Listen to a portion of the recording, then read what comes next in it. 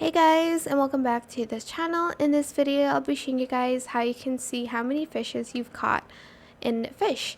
So the numbers on top is not like how many fishes you've caught, it's actually your fishing streak. Unfortunately, I lost it because I was playing while I was watching a movie, so my best streak was like 700. Well, I only have one eye working, so I couldn't do that. Anyways, to view it, you're just going to go to the chat, press /E and then crown, and you'll be able to see how many fishes you've caught. As you can see, I have caught 1,132. Click this button again to cancel, and that is it. Super simple, right?